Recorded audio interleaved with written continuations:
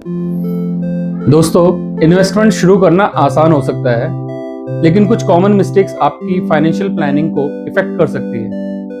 हम आज ऐसे ही 5 इन्वेस्टमेंट मिस्टेक्स को समझेंगे जिन्हें जानना हर इन्वेस्टर के लिए यूजफुल हो सकता है। नमस्कार दोस्तों, वेलकम टू क्वाम कैपिटल। मैं हूं Laxman Singh, AMFI registered mutual fund distributor. पिछली वीडियो में हमने समझा था कि फाइनेंशियल प्लानिंग में जल्दी शुरुआत क्यों महत्वपूर्ण मानी जाती है। लेकिन केवल शुरुआत कर देना ही पर्याप्त नहीं होता, सही अप्रोच और डिसिप्लिन डिसीजन मेकिंग भी उतनी ही जरूरी है। इन्वेस्टमेंट की दुनिया में जानकारी पहले और डिसीजन बाद में आने चाहिए, लेकिन कई बार लोग बिना पूरी समझ के फाइनेंशियल डिसीजंस ले लेते हैं।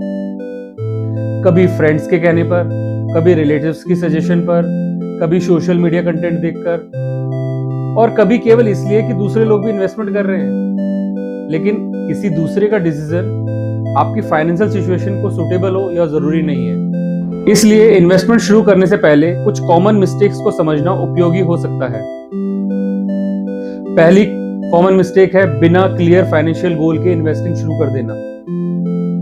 कई लोग इन्वेस्टमेंट तो शुरू कर देते हैं, लेकिन उन्हें यह नहीं पता होता कि पैसा किस उद्देश्य के लिए है। For example, child education planning के लिए है, होम परचेज प्लानिंग के लिए है, long term wealth creation planning के लिए है, रिटायरमेंट प्लानिंग है, इमरजेंसी रिक्वायरमेंट्स है। दो इन्वेस्टर्स की इन्वेस्टमेंट अमाउंट एक जैसी हो सकती है, लेकिन उनके फाइनेंशियल गोल अलग हो सकते हैं।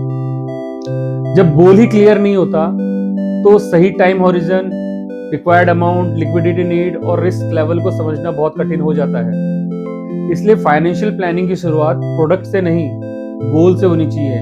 ये हम अपनी पहली वीडियो से ही डिस्कस कर रहे हैं। गोल फर्स्ट, प्रोडक्ट लेटर। फ्रेंड्स, दूसरी मिस्टेक है फाइनेंशियल प्लानिंग को बार बार पोस्टपोन करना। कई लोग सोचते हैं अभी तो समय है, बाद में शुरू कर लेंगे। लेकिन फाइनेंशियल प्लानिंग में टाइम एक बहुत इंपॉर्टेंट फैक्टर है। जितना अधिक समय आपके पास उपलब्ध होता है, उतने ही आप प्लानिंग को फ्लेक्सिबल रख सकते हो। आपको कंट्रीब्यूशन बढ़ाने के लिए, स्ट्रैटेजी को रिव्यू करने के लिए, या कोई अनएक्सपेक्टेड चेंज आ जाता है तो उसको एडजस्ट करने के लिए समय मिल जाता है। लेकिन इसका मतलब यह नहीं है कि लेट स्टार्ट करने पर प्लानिंग संभव नहीं है। लेकिन अननेसेसरी डिले से अवेलेबल टाइम कम हो जाता है। इसलिए परफेक्ट टाइम का इंतजार करने के बजाय अपनी फाइनेंशियल कैपेसिटी के अनुसार एक डिसिप्लिन शुरुआत करना अधिक प्रैक्टिकल अप्रोच हो सकती है। दोस्तों, थर्ड मिस्टेक है फाइनेंशियल प्रोडक्ट को समझते समय केवल रीसेंट रिटर्न देखना। किसी इन्वेस्टमेंट का पास रिटर्न यूजफुल इंफॉर्मेशन हो सकता है, लेकिन अकेले रिटर्न डिसीजन मेकिंग फैक्टर नहीं है। साथ में यह भी समझना जरूरी है risk profile, time horizon, liquidity need, financial goals और प्रोडक्ट के कैरेक्टरिस्टिक्स। हमें इन सब पे भी फोकस करना चाहिए। हाईएस्ट रीसेंट रिटर्न वाला ऑप्शन आपके गोल के लिए सूटेबल हो यह जरूरी नहीं है। For example, long term goal के लिए सूटेबल इन्वेस्टमेंट कैटेगरी उस व्यक्ति के लिए सूटेबल नहीं हो सकती जिसे वही पैसा 2 या 3 साल में चाहिए। इसलिए केवल यह मत पूछिए कि रिटर्न कितना है, यह भी पूछिए क्या यह इन्वेस्टमेंट मेरी रिक्वायरमेंट और रिस्क प्रोफाइल के अनुसार सूटेबल है। चौथी mistake, short term market movement देखकर इमोशनल डिसीजन लेना। फाइनेंशियल मार्केट समय समय पर ऊपर और नीचे जा सकते हैं, यह मार्केट बिहेवियर का एक नॉर्मल हिस्सा है। लेकिन कई इन्वेस्टर टेम्परेरी फॉल देखकर घबरा जाते हैं, जल्दीबाजी में इन्वेस्टमेंट डिसीजन बदल देते हैं।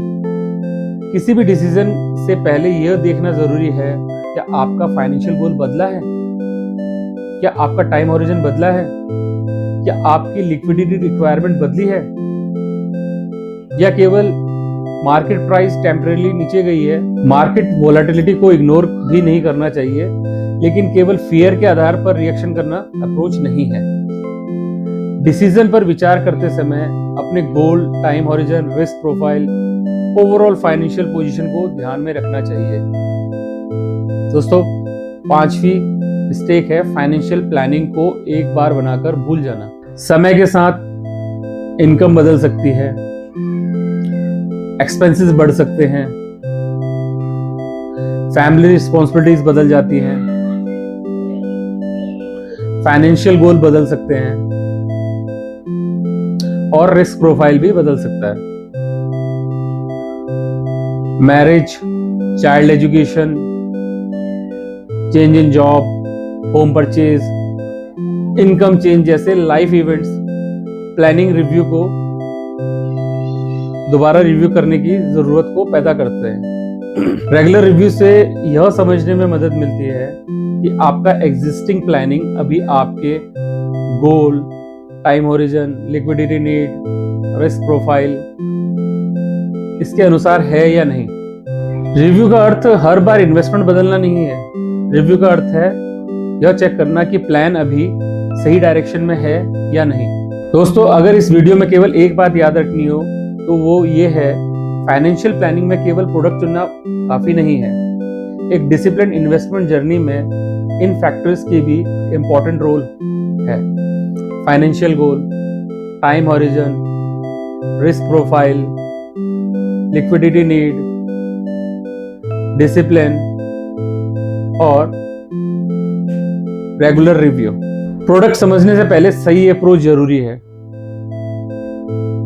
आज एक छोटा सा सवाल आपके लिए, इनमें से कौन सी मिस्टेक आपको सबसे ज्यादा कॉमन लगती है?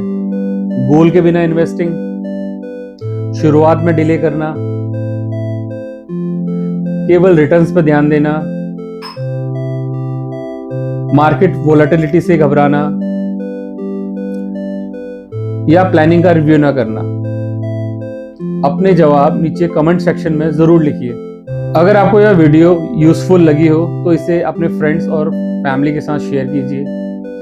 फाइनेंशियल अवेयरनेस फैलाने में आपका एक शेयर भी इम्पोर्टेंट भूमिका निभा सकता है। ऐसे ही simple practical investor education videos के लिए क्वाम कैपिटल को सब्सक्राइब करें। Thank you.